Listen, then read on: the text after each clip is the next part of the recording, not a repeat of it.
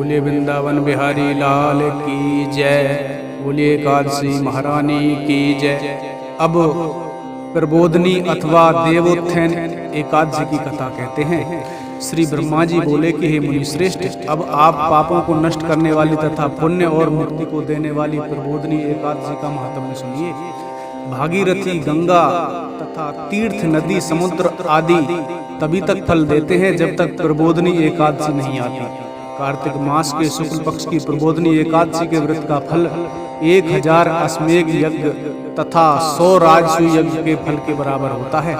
नारद जी ने पूछा कि हे पिताजी, यह संध्या को भोजन करने से, रात्रि में भोजन करने तथा पूरे दिन उपवास करने से क्या क्या फल मिलता है, इसे आप समझाइए। ब्रह्मा जी बोले कि हे नारद, एक संध्या को भोजन करने से 1 जन्म का, रात्रि में भोजन करने से 2 जन्म का तथा पूरे दिन उपवास करने से 7 जन्म के समस्त पाप नष्ट हो जाते हैं। प्रबोधनी एकादशी के व्रत के प्रभाव से सुमेरु पर्वत के समान कठिन पाप क्षण मात्र में ही नष्ट हो जाते हैं। अनेकों पूर्व जन्म के किए हुए बुरे कर्मों को यह प्रबोधनी एकादशी का व्रत क्षण भर में नष्ट कर देता है। जो मनुष्य अपने स्वभाव अनुसार इस प्रबोधनी एकादशी का विधि पूर्वक व्रत करते हैं उन्हें पूर्ण फल प्राप्त होता है। हे मुनीश्वर, जो मनुष्य श्रद्धा पूर्वक थोड़ा भी पुण्य करते हैं उनका वह पुण्य पर्वत के समान अटल हो जाता है। जो मनुष्य हृदय के अंदर ही ऐसा ध्यान करते हैं कि प्रबोधनी एकादशी का व्रत करूंगा, उसके 100 जन्म के समस्त पाप नष्ट हो जाते हैं। जो मनुष्य प्रबोधनी एकादशी के दिन रात्रि को जागरण करते हैं उनकी बीती हुई तथा आने वाली 10,000 पीढ़ियां विष्णु लोक में जाकर वास करती हैं और नरक में अनेक दुखों को भोगते हुए पितृ विष्णु लोक में जाकर सुख भोगते हैं। ब्रह्म हत्या आदि महान पाप भी प्रबोधनी एकादशी का व्रत करने से धुल जाते हैं। एकादशी के दिन रात्रि को जागरण करने का फल अश्वमेध आदि के यज्ञों के फल से भी अधिक होता है। समस्त तीर्थों में जाने तथा गौ, स्वर्ण, भूमि आदि के दान का फल कार्तिक मास के शुक्ल पक्ष की प्रबोधनी एकादशी के रात्रि के जागरण के फल के बराबर होता है। इस संसार में जितने भी तीर्थ हैं तथा जितने भी तीर्थों की आशा की जा सकती है वह सब प्रबोधनी एकादशी का व्रत करने वाले के घर में रहते हैं। जो मनुष्य इस एकादशी के व्रत को करता है वह योगी, तपस्वी तथा इंद्रियों को जीतने वाला होता है, क्योंकि यह एकादशी भगवान विष्णु को अत्यंत प्रिय है। इसके व्रत के प्रभाव से कायक, वाचिक और मानसिक पाप नष्ट हो जाते हैं। इस एकादशी के दिन जो भगवान की प्राप्ति के लिए दान, तप, होम, यज्ञ आदि करते हैं उन्हें अक्षय पुण्य मिलता है। प्रबोधनी एकादशी के दिन भगवान की पूजा करने से बाल, यौवन और वृद्धावस्था के समस्त पाप नष्ट हो जाते हैं। इस एकादशी की रात्रि को जागरण करने का फल चंद्र सूर्य ग्रहण के समय स्नान करने के फल से सहस्त्र गुना अधिक होता है। मनुष्य जन्म से लेकर जो पुण्य करता है वह पुण्य प्रबोधनी एकादशी के व्रत के पुण्य के सामने व्यर्थ है। इसलिए हे नारद, तुमको भी विधि पूर्वक विष्णु भगवान की पूजा करनी चाहिए। जो मनुष्य कार्तिक मास में धर्मपरायण होकर अन्य व्यक्तियों का अन्न नहीं खाते उन्हें चंद्रायन व्रत का फल मिलता है। कार्तिक मास में भगवान दान आदि से उतने प्रसन्न नहीं होते जितने की शास्त्रों की कथा सुनने से प्रसन्न होते हैं। कार्तिक मास में जो मनुष्य भगवान की कथा को थोड़ा बहुत पढ़ते या सुनते हैं उन्हें 100 गौओं के दान का फल मिलता है। जो मनुष्य अपने कल्याण के लिए विष्णु भगवान की कथा सुनते हैं वे अपने कुटुंब का उद्धार करके 1 सहस्त्र गोदान का फल पाते हैं। जो मनुष्य प्रबोधनी एकादशी के दिन विष्णु जी की कथा सुनते हैं उन्हें 7 दीप के दान का फल मिलता है। जो मनुष्य विष्णु जी की भक्ति पूर्वक कथा सुनते हैं और कथा बांसने वाले ब्राह्मण की यथोचित पूजा करते हैं तथा उसे संतुष्ट करते हैं वे उत्तम लोक को जाते हैं। इस पर नारद जी बोले, हे ब्रह्मा जी, अब आप एकादशी के व्रत का विधान कहिए और कैसा व्रत करने से कौन सा पुण्य मिलता है वह भी समझाइए।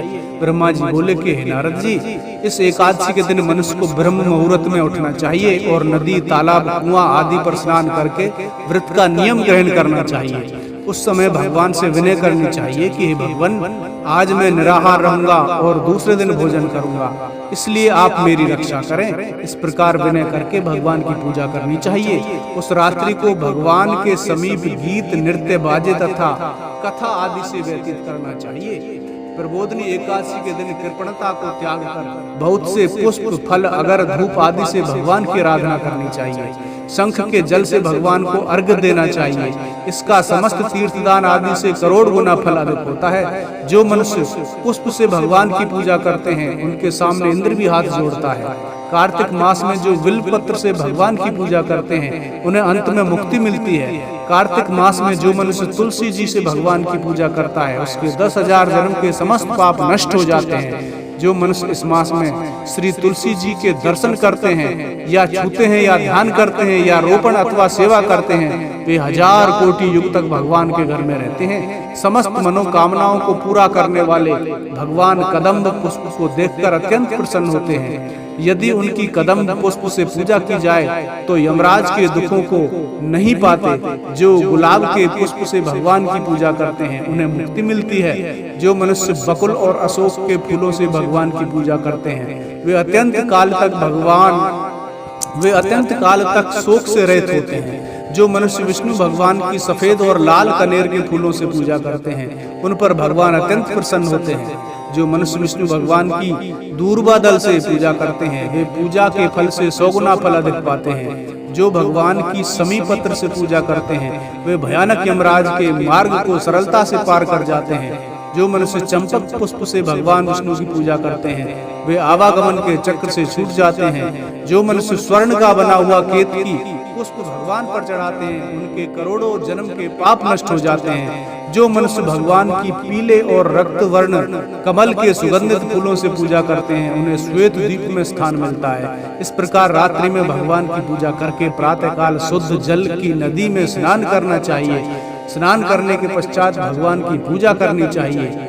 इसके बाद पूर्ति के लिए ब्राह्मणों को भोजन कराना चाहिए और दक्षिणा देकर मीठे वाक्यों द्वारा सभा करनी चाहिए।